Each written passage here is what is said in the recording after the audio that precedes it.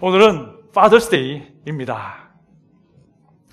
제가 가능하면요, 5월의 어머니 날과 6월의 아버지 날에는 가정과 관련된 어떤 메시지를 준비해서 여러분들에게 나눠드릴까 생각을 하고 있습니다. 그래서 제가 지난 어머니 날 이후부터요, 오늘 이 아버지 날에 어떤 하나님의 말씀을 본문으로 선택해서 여러분들에게 전하면 좋을까 굉장히 고민을 많이 했는데요. 그래서 어떤 생각을 했냐면, 성경에 나오는 인물 중에서 정말 본이 되는 아버지를 찾아서 글을 나누면 좋겠다라는 생각을 했습니다. 그런데 문제가 생겼습니다.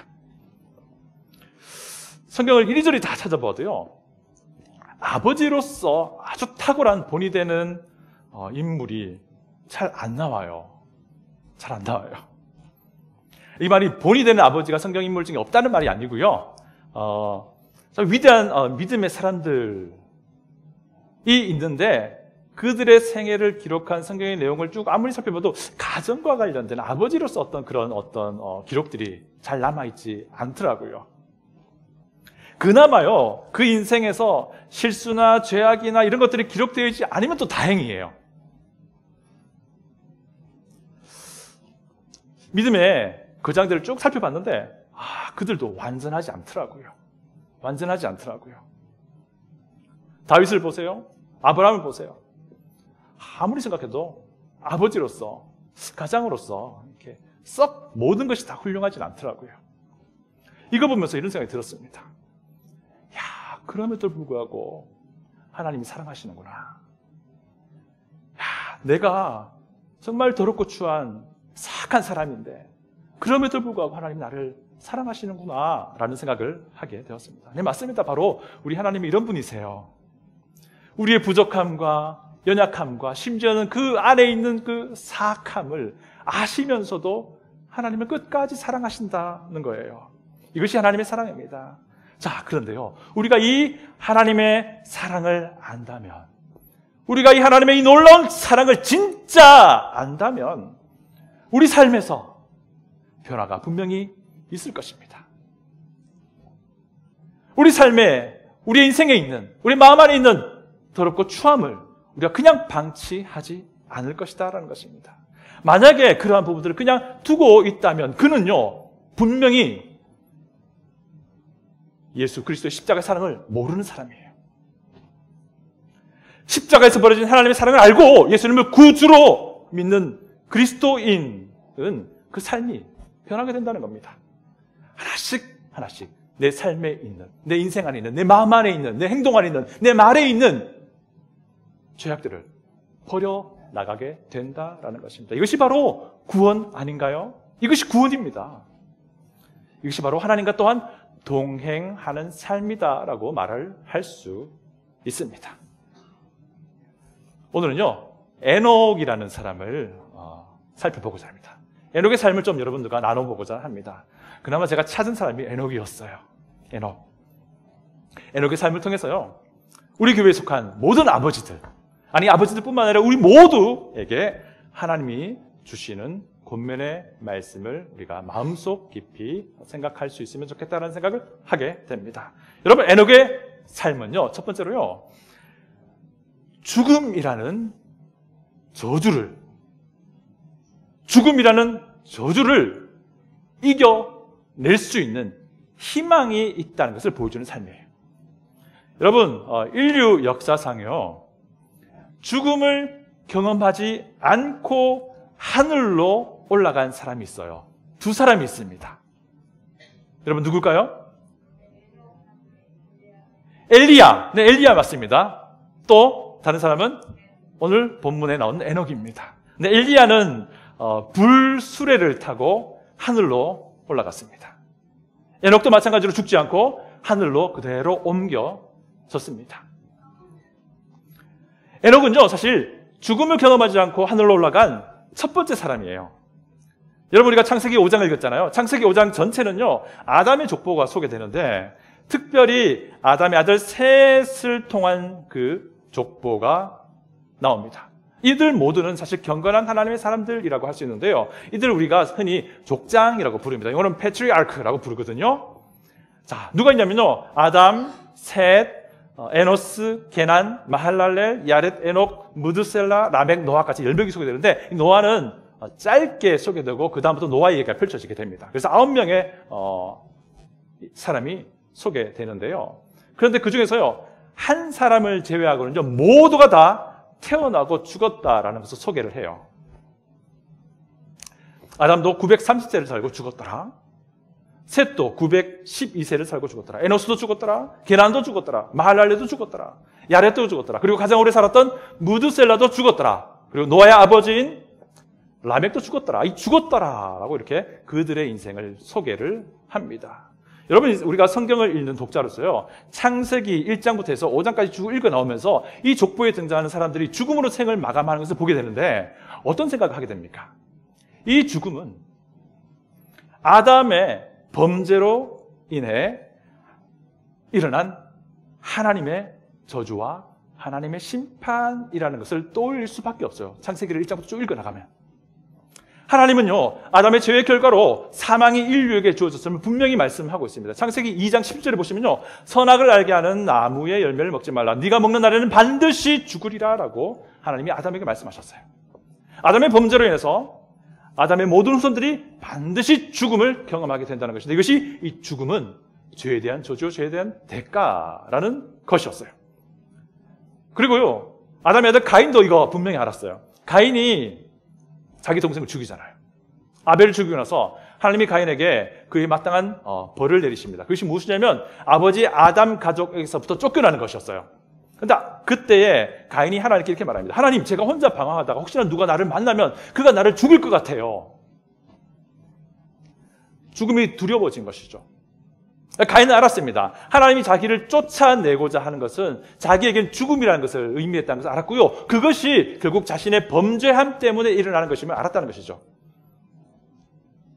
자, 그런데 이 놀라운 것은요, 에녹은 죽었다라고 소개하고 있는 이 족보의 형태를 완전히 깨뜨리고 있다는 것입니다. 우리 다 같이 23절, 24절을 읽어보겠습니다. 창세기 5장 23절, 24절 다 같이 한번 읽어볼게요. 그는 365세를 살았더라. 에녹이 하나님과 동행하더니 하나님이 그를 데려가심으로 세상에 있지 아니하였더라. 여러분, 만약에 에녹이요, 다른 족장들과 같았더라면 24절이 필요하지 않았어요. 그냥 23절에서 그는 365세를 살고 죽었더라라고 끝날 수 있는 문제였던 거죠. 그러나 하나님은 에녹을 살아있는 채로 그대로 하나님이 계신 곳으로 옮겨가셨습니다. 에녹은요, 아담 가족의 9대 손들 중에서 유일하게 죽지 않는 사람입니다. 이것이 무슨 말입니까? 무슨 뜻일까요? 하나님의 저주를 피했다는 거예요. 물론 이것이 에녹만이 유일하게 구원받았다라는 것을 말하는 것은 아니에요. 그 부분 오해하지 마시고요. 그러나 이 에녹에 대한 이 짧은 구절 안에는요, 그 당시 사람은 물론이거니와 우리에게도 조차 하나님께서 분명히 제시하는 메시지가 있다라는 거예요. 죄악으로 인해서 필연적으로 죽게 될 그 당시 사람들이 에녹의 삶을 보면서요, 소망이라는 메시지를 보는 겁니다.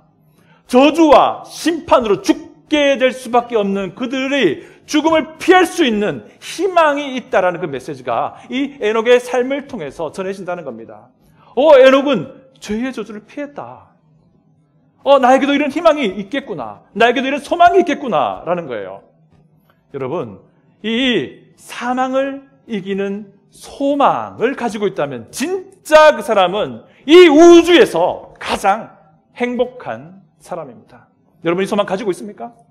여러분, 이 소망 확신하고 있습니까?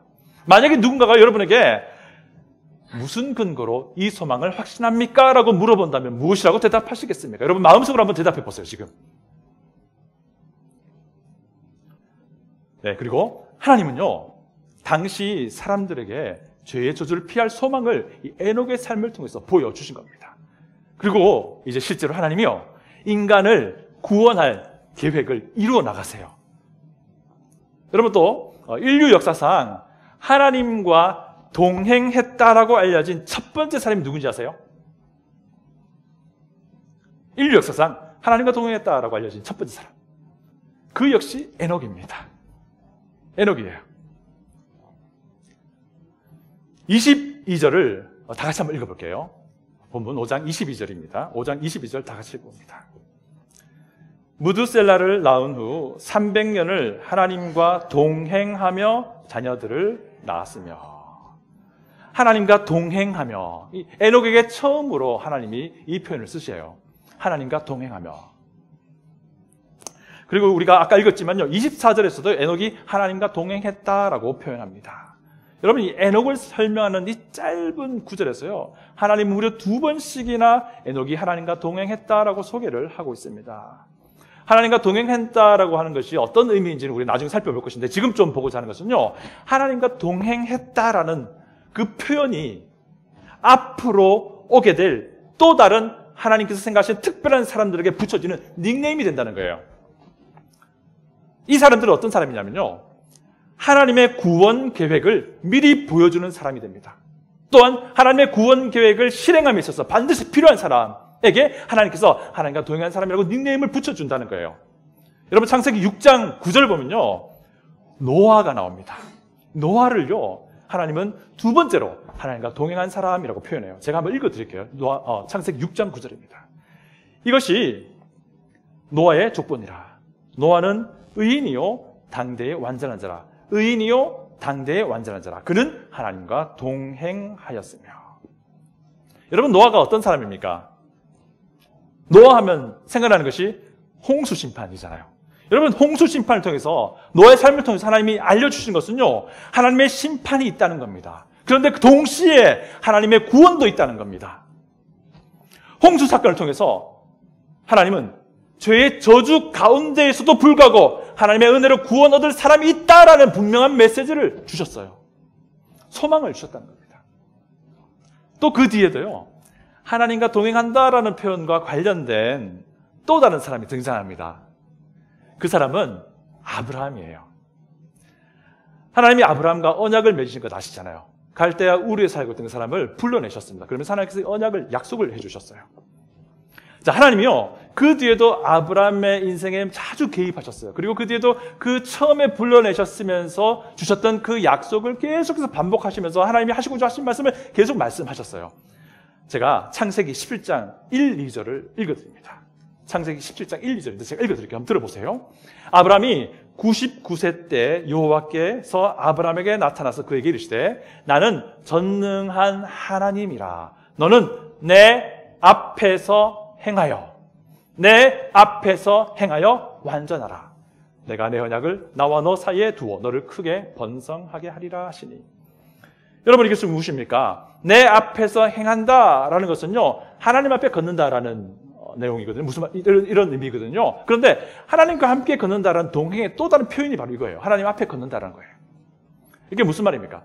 하나님이 아브라함에게 너 하나님과 나와 동행해야 돼라고 말씀하시는 거예요. 그러면서 왜 그랬냐면 네가 나와 언약을 맺었기 때문에 라고 말합니다. 그런데 여기에 또 다른 의미가 들어있는데요. 무엇이냐면 하나님이 아브라함을 통해서, 하나님과 동행해 나갈 아브라함을 통해서 하나님의 구원 계획을 본격적으로 이루시겠다는 하나님의 의지를 보여주는 겁니다. 이것은 좀 설명이 필요한 것 같아요.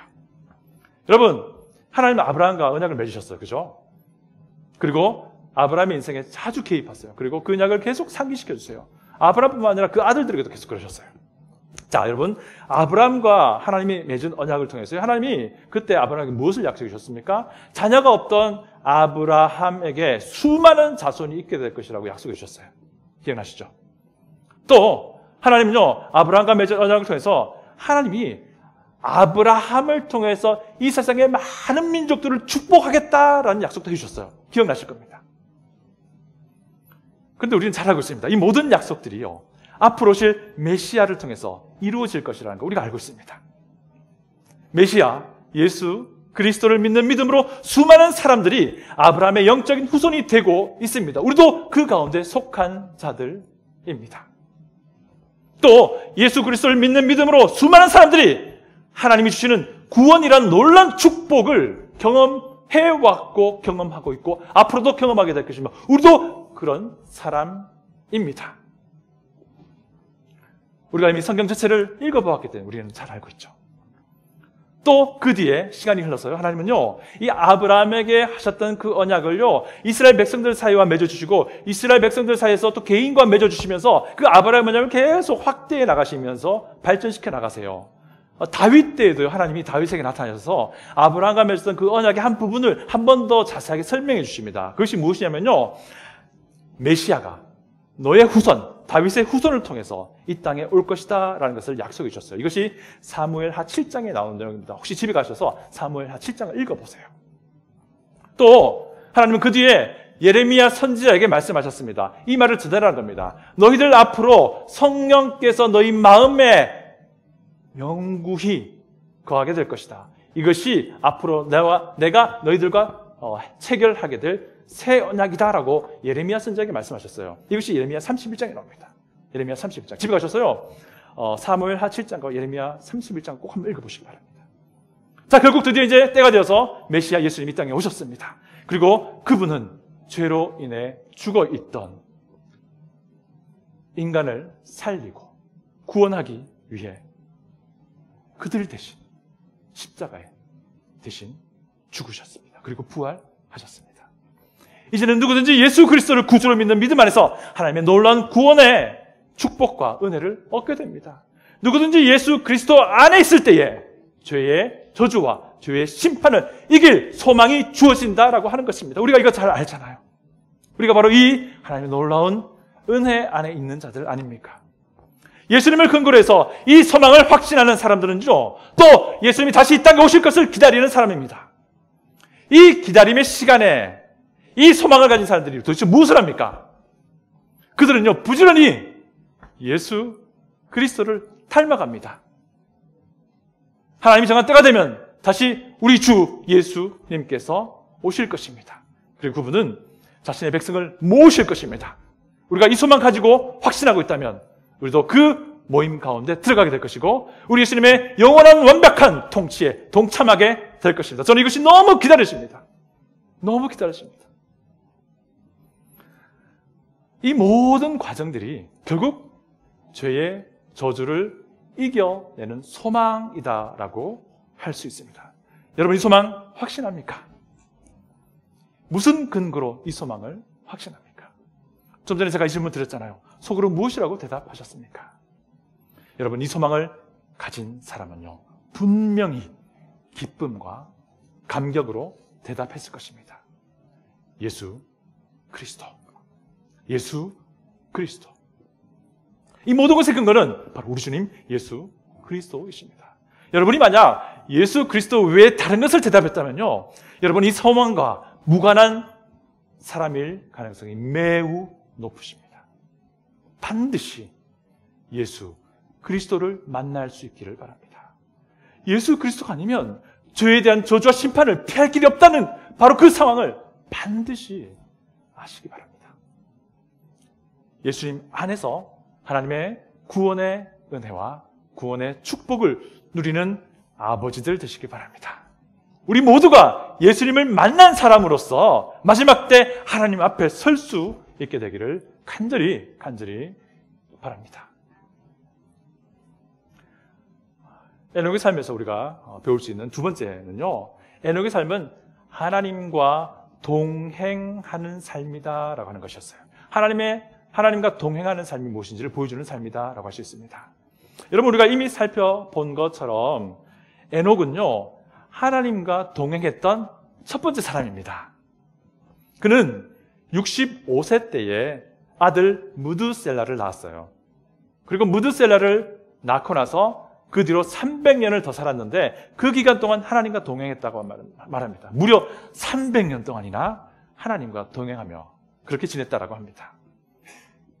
그런데 한번 생각해 보세요. 다른 족장들과 그의 수명을 이 땅에 살았던 그 시간을 비교해 보면요, 정말 짧은 시간이었습니다. 굉장히 젊은 나이에 그는 생을 이 땅의 삶을 마무리했던 거예요. 다른 족장들은요, 모두 최소 700세 이상 살았어요. 에녹은요, 365년이라는 짧은 인생을 하나님과 동행하며 말 그대로 불꽃같이 살다가 하나님이 그를 산채로 그대로 데리고 올라가셨다는 겁니다. 그리고 에녹은 지금도 하나님과 영원히 그때부터 영원히 앞으로도 동행하게 될 겁니다. 이것이 에녹의 삶이에요. 그렇다면요, 하나님과 동행하는 삶이란 과연 무엇일까요? 오늘 본문만 가지고는요, 그것을 확인하기가 굉장히 애매합니다. 그래서요, 히브리서 저자가 에녹의 삶을 또 한 절로 설명을 하고 있어요. 제가 히브리서 11장 5절을 한번 읽어 드리겠습니다. 한번 들어보세요. 히브리서 11장 5절입니다. 믿음으로 에녹은 죽음을 보지 않고 옮겨졌으니 하나님이 그를 옮기심으로 다시 보이지 아니하였느니라. 그는 옮겨지기 전에 하나님을 기쁘시게 하는 자라 하는 증거를 받았느니라. 여러분, 히브리서 저자는 이 창세기의 설명을 그대로 반복을 하고 있습니다. 그렇죠? 에녹은 죽지 않고 하나님께로 옮겨졌다라고 히브리서 저자가 설명을 하고 있습니다. 이건 창세기의 설명과 동일합니다. 자, 그런데 에녹이 하나님께로 옮겨지기 전에 어떤 사람이라고 히브리서가 묘사합니까? 에녹은 하나님을 기쁘시게 하는 자라고 묘사를 하고 있습니다. 여러분, 이 5부분만을 떼어서 창세기 버전으로 표현하면 무엇이 됩니까? 하나님과 동행하는 자가 됩니다. 여러분, 하나님과 동행하는 삶이란 하나님을 기쁘게 하는 삶이다라고 할 수 있어요. 하나님을 기쁘게 하는 삶이란 또 무엇일까요? 우리가 스가랴서 봤잖아요. 스가랴서 버전으로 표현하면 하나님의 영을 쉬게 하는 삶인 거예요. 하나님의 마음을 만족하게 하는 삶, 바로 그것이 하나님과 동행하는 삶이다라고 할 수도 있습니다. 여러분, 이 부분은요, 정말 다양하게 이야기할 수 있습니다. 제가 한번 몇 사람들이 이것을 어떻게 설명하고 있는지를 한번 짧게 설명드려볼게요. 여러분, J.I. 패커라는 사람이 있습니다. 이 사람은 성공회 소속 목회자이기도 하고 신학교 교수이기도 합니다. 이분은요, 하나님과 동행하는 삶을 하나님을 알아가는 삶이라고 말해요. 브래든 철치의 지도자인 윌리엄 맥다날드라는 사람은요, 거룩한 삶이다라고 이렇게 평범하게 설명을 합니다. 장 귀용이라는 자매가 있는데요, 이분은 17세기 사람이에요. 프랑스의 경건주의 운동을 이끌었던 사람입니다. 이 사람은요, 그리스도를 깊이 체험하는 삶이다라고 하나님과 동행하는 삶을 설명합니다. 저도 한 숟가락 올려봅니다. 십자가를 바라보는 삶이라고 저는 말하고 싶습니다. 여러분, 앤드류 머레이라는 사람 아시죠? 들어보셨을 거예요. 이분은요, 순종하는 삶이라고 말해요. E.M. 바운즈라는 사람 혹시 들어보셨어요? 기도의 사람이에요. 이 사람은 말 그대로 기도하는 삶이라고 말합니다. 그리고 제가 좀 좋아하는 저자인데요, 20세기 중국의 대각성을 이끌었던 워시만 리라는 사람이 있어요. 이 사람은요, 영에 속한 사람이라고 말합니다. 바울 사도는 그리스도를 얻는 삶이라고 말해요. 그리고 우리 예수님은요, 하나님을 사랑하고 이웃을 사랑하는 삶이라고 설명을 합니다. 이렇게 쭉 듣고 나니까 감이 오시죠? 어떤 삶인지. 저는 이런 모든 부분들이 우리 인생에서 정말 골고루 균형 있게 드러날 수 있기를 간절히 소원합니다. 이것이 하나님과 동행하는 삶이며 이것이 하나님을 기쁘게 하는 삶이기 때문입니다. 여러분, 그런데 우리가 오늘 읽었던 에녹, 창세기 5장의 그 본문만 가지고는 에녹이 하나님과 동행했던 삶이 무엇인지는 알 수는 없습니다. 하지만 또 다른 성경 구절을 통해서 우리가 에녹이 하나님과 동행했다는 것이 어떤 것인지를 알 수 있어요. 결론적으로 말하자면요, 에녹은요, 하나님의 공의를 드러내는 사람이었습니다. 또 두 번째로 에녹은 세상으로부터 비난받을 만한 죄악을 멀리하는 사람이었어요. 여러분, 두 번째로 하나님과 동행했던 사람이 노아라고 했잖아요. 이 노아를 두 번째로 하나님과 동행했다라고 표현할 때요, 하나님이 그를 두 가지 또 다른 형용사로 묘사를 해요. 그거 한번 제가 읽어드려 볼게요. 창세기 6장 9절입니다. 노아는 의인이요 당대의 완전한 자라. 노아는 의인이요 당대의 완전한 자라. 여기까지 이렇게 말씀하시면서 그 뒤에 그는 하나님과 동행했다라고 말합니다. 여러분, 노아를 하나님과 동행한 사람이라고 말하면서 의인이며 완전한 자다라고 말합니다. 노아를 표현하는 이 표현을 통해서 그 당시에 족장들이 있던 그 당시에 하나님과 동행하는 것이 무엇인지 우리가 추측해낼 수 있는 거예요. 여러분, 의로운 자라 하면요, 먼저 하나님께서 그 사람을 의롭다고 하셔야 됩니다. 그런데 여기에서 끝나지 않아요. 하나님께로부터 의롭다함을 얻은 그 사람의 삶이 하나님의 그 의로움을 드러내는 삶이에요. 여러분, 여기에 당대의 완전한 자라고 우리 한글 성경이 번역하고 있는데, 이 말은 무슨 말이냐면요, 그 당대, 그 세대 사람들 사이에서 비난받을 만한 것이 없다라는 뜻이에요. 이게 무슨 말이냐면, 그 사람이 실제로 세상으로부터 비난받지 않았다라는 게 아니고요, 세상이 감히 그를 비난할 수 없을 정도로 그런 고귀한 삶을 살았다라는 것을 우리가 이해를 할 수 있습니다. 에녹은요, 세상의 죄악을 자신의 말과 자신의 삶으로 지적했어요. 그럼에도 불구하고 세상이 감히 에녹을 비난할 수 없었다는 겁니다. 왜냐하면 에녹은 정말 순결하고 거룩한 삶을 살아갔기 때문이라는 겁니다. 이것이 하나님과 동행하는 삶입니다. 또 유다서의 저자인 유다는요, 에녹이 어떻게 하나님의 의로움을 드러냈는지를 설명해줘요. 제가 유다서를 읽어드릴게요. 유다서는 한 장으로 되어 있어요. 신약성경 뒷부분에 나오는데요, 유다서 14절 15절을 제가 읽어드려볼게요. 한번 들어보세요. 유다서 14절 15절입니다. 제가 읽어드립니다.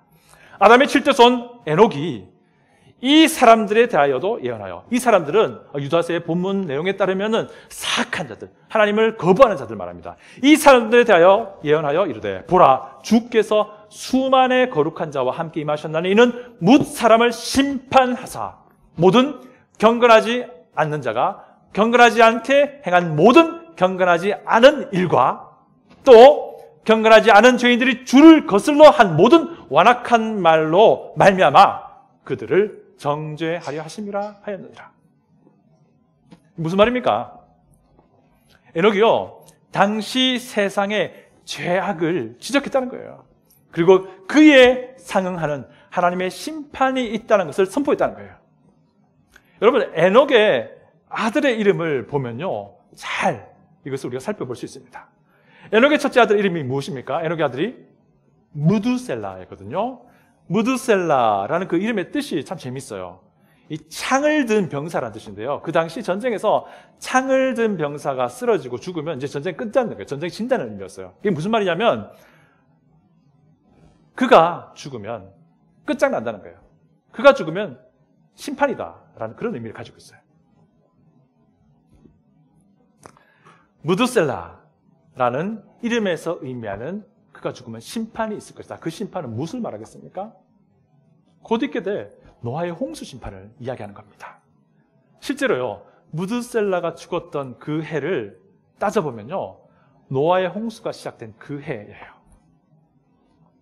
여러분, 하나님과 동행하는 삶이란 우리의 삶으로 세상의 죄악을 드러내는 거예요. 그런데 그럼에도 불구하고 세상이 감히 비난할 수 없는 그런 순결한 삶을 살아가는, 바로 그런 삶을 말하는 겁니다. 이것이 하나님과 동행하는 삶입니다. 혹시 가슴이 탁 막혀옵니까? 매 순간 하나님을 인식하고 하나님을 알아간다면 하나님과 동행할 수 있습니다. 매 순간 기도하며 하나님과 대화를 한다면 우리는 하나님과 동행할 수 있습니다. 매 순간 성령 하나님께서 인도하시는 그 인도하심에 순종하고자 하는 마음이 있다면 우리는 하나님과 동행할 수 있습니다. 매 순간 십자가를 바라볼 수만 있다면 우리는 하나님과 동행할 수 있습니다. 여러분, 에녹은요, 하나님과 동행을 하는데 자기의 일상생활을 완전히 다 내팽개치고 하나님과 동행하지 않았어요. 22절을 우리 다 같이 한번 더 읽어볼게요. 22절입니다. 22절. 무드셀라를 낳은 후 300년을 하나님과 동행하며 자녀들을 낳았으며. 저는 에녹의 이 구절을 읽을 때마다 마음에 참 많은 도전이 됩니다. 여러분, 자녀를 낳았다라는 이 표현은요, 이 창세기 5장의 족보에서 어떤 의미냐면요, 그가 일상생활을 살았다라는 그런 의미를 가지고 있어요. 에녹은 하나님과 동행하면서도 아내에게 충실했습니다. 에녹은 하나님과 동행하면서도 자녀들에게 충실했다는 겁니다. 에녹은 하나님과 동행하면서도 일상생활에 충실했다는 거예요. 제가요, 예수님을 구주로 믿게 되고 마음이 막 뜨겁고 하나님 말씀 너무 배우고 싶고 하나님 말씀대로 순종하고 싶을 때가 있었습니다. 지금도 물론 그렇지만요. 그때에 어떤 생각을 했냐면요. 이 세상을 다 내팽개치고 저기 경상북도 북쪽 아니면 강원도 쪽으로 가서 정말 내가 추구하는 이상적인 교회를 찾아서 그곳에서 내가 과거에 알던 사람 다 단절하고 그냥 그렇게 신앙생활하고 싶은 마음이 있었던 적이 있어요. 지금 생각해보니까 그거 정말 어리석은 생각이더라고요. 여러분, 우리는요, 하나님과 동행하면서도 동시에 일상생활에 충실할 수 있습니다. 거꾸로도 마찬가지예요. 일상생활에 충실하면서도 우리는 하나님과 동행할 수 있습니다. 그런데 우리는 너무나도 자주 한쪽을 포기합니다. 너무나도 자주 균형을 잃어버립니다. 일상생활에 너무너무 충실한 나머지 하나님과의 동행을 과감하게 무모하게 포기하는 경우를 우리가 너무 자주 봅니다. 이런 사람은요, 모든 것의 주 되신 하나님을 모르는 거예요. 자신의 일상에서 누리는 모든 것들이 하나님께로부터 왔다는 것을 부정하는 사람이에요. 이 우주에서 가장 비참한 사람인 거죠. 반대도 마찬가지입니다.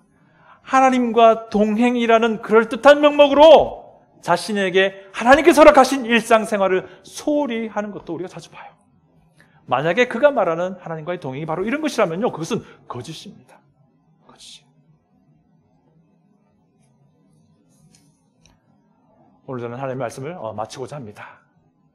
우리 교회에 속한 모든 아버지들, 모든 남성들, 그리고 모든 분들에게 권면을 드립니다. 분명히 죄악에 의한 사망이라는 저주와 심판을 피할 소망이 이 땅에 하나님께서 허락해 주셨습니다. 이 소망과 무관하게 살아가는 인생이라면 이 세상에서 이 우주 만물 중에서 가장 비참한 인생입니다. 죽음의 저주를 이기는 소망은 오직 예수 그리스도 안에서만 주어집니다. 여러분, 무엇이라 대답할 것입니까?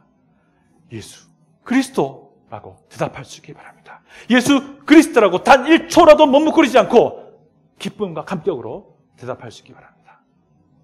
또 이어서 권면드립니다. 하나님은 우리를요, 예수님을 믿는 믿음 안에서 구원하시면서부터 그때부터 하나님과 동행하는 축복을 허락해 주셨습니다. 여러분, 하나님의 공의를 드러내는 삶, 하지만 감히 세상이 비난하지 못하는 그런 삶을 살아가는 것이 바로 하나님과 동행하는 삶입니다. 하나님과 동행하는 삶은 일상생활과 분리되어 있지 않습니다. 그래서 여러분들 격려합니다. 그리스도 안에서 하나님과 동행을 시작하신 모든 아버지 여러분, 힘내십시오. 그리스도 안에서 하나님과 동행을 시작하신 모든 여러분, 힘내십시다. 그리스도 안에서 우리는 하나님과 동행을 시작하는 놀라운 축복과 은혜를 입은 사람임을 우리가 반드시 기억할 수 있기를 바랍니다. 다 같이 기도하겠습니다.